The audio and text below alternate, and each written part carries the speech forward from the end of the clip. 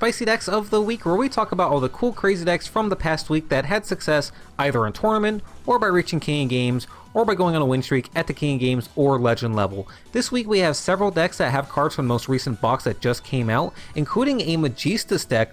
Now this is a fairly new deck from the TCG that hasn't had a ton of success over there, so I was interested to see how well it would do here in Duel Links, and we do have some players who are experimenting with it and trying to see how far they can go with it. This deck has a lot of cool things going for it, an interesting mechanic where they equip their monsters to their other monsters as equip spells, giving them various effects. They also have a really colorful and cool extra deck, given that you have all four types of monsters in here. You have Fusion, Synchro, XYZ, and Link monsters in your extra deck, and you can realistically summon all of them very easily because of the way this deck works. You have in-archetype support for all of them, and actual monsters for all four of those summoning mechanics as well, which just makes this deck really cool that we have so many different ways that we can summon monsters and so many different cool mechanics that this deck has access to. We have a lot of powerful cards in the deck as well. We have fusion monsters that let us steal our opponent's cards. Our synchro monster lets us blow up our opponent's monsters and potentially blow up all face-ups on their side of the field. We also have the XYZ monster that lets you blow up spells and traps on the field and recover resources from your graveyard. And they have a lot of other cards that also help them get resources too. Real Leona, when you normal summon or special summon her, allows you to add a Magistus spell or trap card from your deck to hand. This gives you access to the fusion card, so you can easily go into fusion with it. We also have the fire monster that special summons Magistus monsters from your graveyard. The water one lets you swap cards from your hand back into your deck to help you filter for your other cards. And we still have enough room here for several back row and interruption cards. We have 3 book, the 3 back row, and 2 hand traps here to fill it out. So you still have plenty of room in this deck for other cards to help protect yourself, to go with your Magistus card. So there's going to be a link in the description to this deck list and all the other deck lists that's going to have replays available for this deck in particular. So you can also kind of see how this deck plays and the interesting little mechanics that they have to go with it. Going over the deck list, we actually don't have a skill for this deck here, which just leads for more, I guess, experimenting down the line to try to figure out which one would go best with this deck.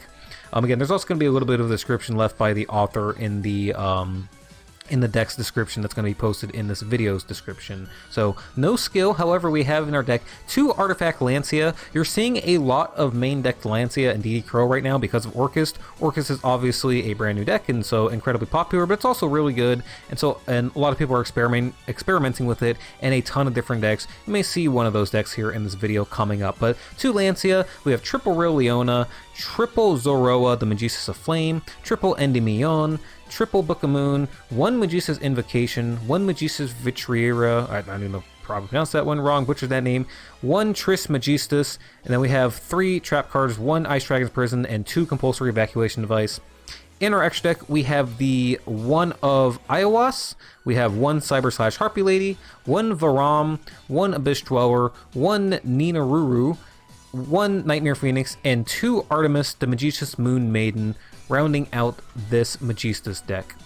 Alright, next up we have a Galaxy Photon deck. Now this deck got a big nerf a couple of ban lists ago, with the skill taking away their powerful Photon Lord monster that would negate and destroy monster effects, and instead replacing it with a far less powerful monster.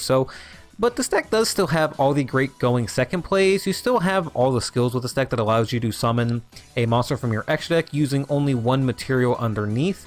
And that makes it really easy for you to finish off your opponent and OTK them if you happen to be going second. But what this deck's really struggled with now was its going first play, losing that monster from the skill. But we have a new card that just came out in the most recent box that is actually the namesake of the box, Galaxy Eyes Soul Flare Dragon, coming out in Soul Flare Lightning.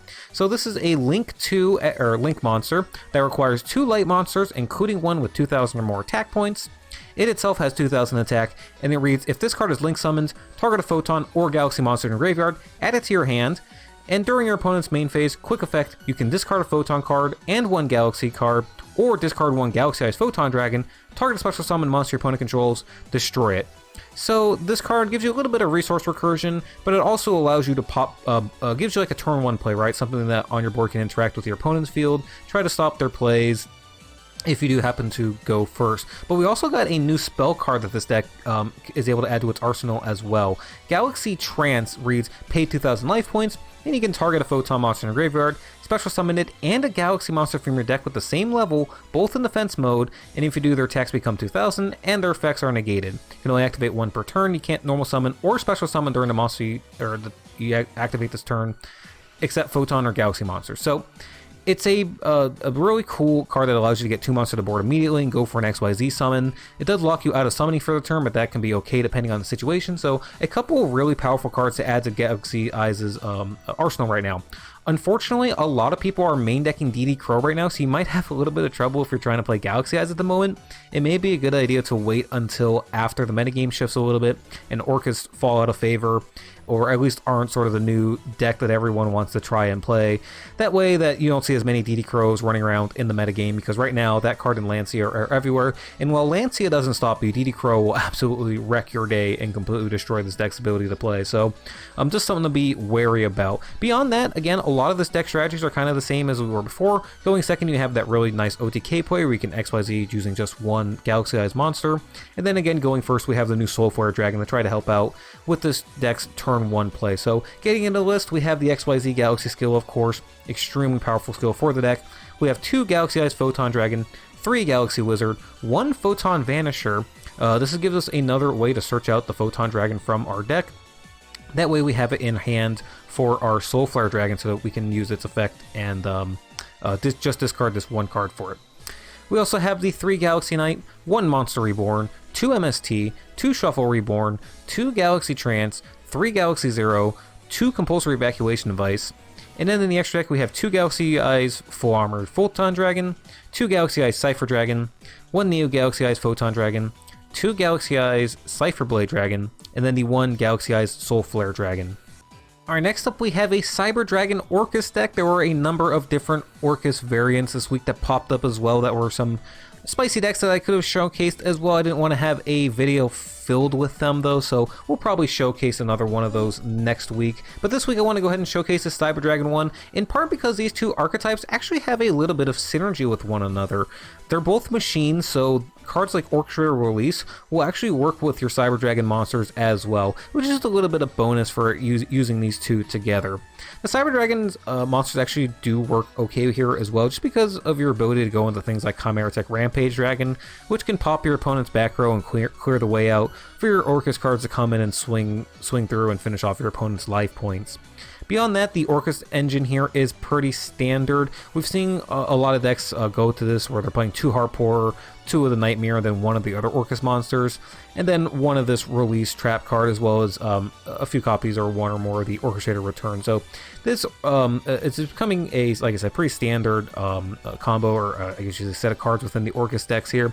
In our Cyber Dragon deck, we have to use 12 monsters in order to fit the skill Cyber Style Evolution, which is going to add our Cyber Emergency to our extra deck, and also give us the monster, or give our ability to turn our monsters into level 5s, so we can go into our rank 5 monsters, Nova, and also the new Chronomaly Vimana. So this one monster only has 1 effect that's relevant to us outside of the Chronomaly deck, but it says once per turn when your opponent's monster activates an effect, you can detach 2 materials from this card to negate the activation. So very simple, but it is a monster negation that this deck does now have access to. It's also got 2600 defense and 2300 attack points, so pretty decent stats on it.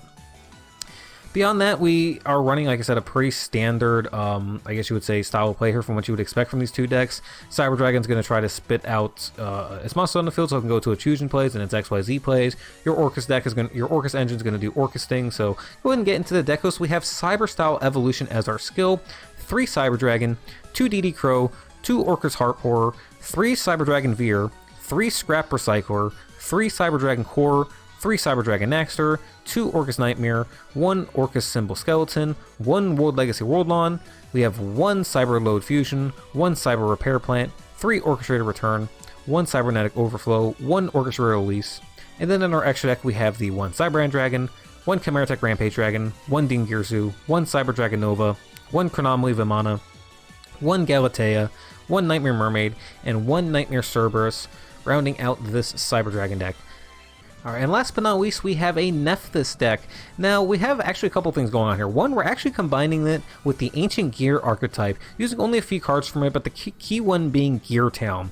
Now, Gear Town's, the main effect that we care about here is that when this card is destroyed and sent to the graveyard, you can special summon 1 Ancient Gear monster from your hand, deck, or graveyard. It also has a second effect that does prove somewhat relevant here at times, though. Both players can normal summon Ancient Gear monsters for 1 less tribute.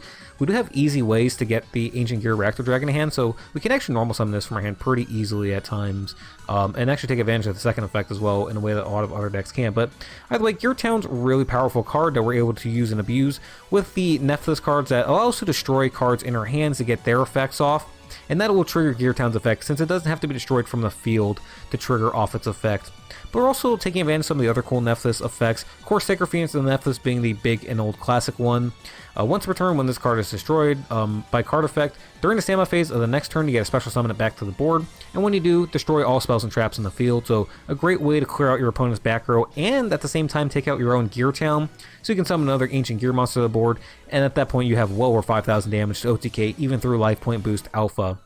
Of course, we have other powerful cards to go along with ritual monsters like the Manjus, which can search out either your monster or your spell card. Devotee of the Nephthys is a really cool extender that when you ritual summon this card, you get a special summon a Nephthys monster from your deck, and then during the end phase you destroy this card, but that's okay because you're actually going to be using it to go into a link engine here. We have a number of different link cards that we're able to use, and this deck actually has some cool combos that allow you to end in a Firewall Dragon on turn 1 with it being co-linked. So there's some really cool combos you can do with this deck. I believe the rate plays might be available or should be available in the DLM Discord if you have access to it. Nonetheless, so now this deck has the Magistus link went out, putting down what the author said on the notes page here. And of course, this is all linked in the description of the video as I mentioned earlier. Now that the Magistus link 1 monster's out, it's going to allow this deck to do even more combos, so it'll be really interesting to see where this deck goes going forward. We actually have a link monster for the Nephthys archetype as well here. Nephthys, the Sacred Preserver, uses 2 Nephthys monsters. It is a link 2 with 1200 attack points, says you can only use the following effect of this monster once per turn. During your main phase, if this card was Link Sunned, you can add 1 level 8 winged beast monster from your deck to your hand, and then add 1 ritual spell from your deck to your hand, or it can destroy 1 Nephthys monster this card points to, and special summon a Nephthys monster with a different original name from your graveyard, but negate its effect. So it does give you a way to search out your Sacred Phoenix of the Nephthys or your ritual spell card. So a little bit of additional synergy there with this deck, you know, to do with all its combos. So really cool to see this Nephthys is actually having success at this point. Our skill is 3 effects, a number of different things we can do here. Mainly, I think you just want to give yourself a life point boost though, with something like Firewall Dragon if you're going first. We have 3 Devotee of Nephthys, 2 Ancient Gear Reactor Dragon, 1 Sacred Phoenix of Nephthys, 3 Manju of the Thousand Hands, 1 Ancient Gear Wyvern, 3 Disciple of Nephthys, 1 Matriarch of Nephthys, 3 Gear Town, and 3 Rebirth of Nephthys that we use to ritual summon our Devotee.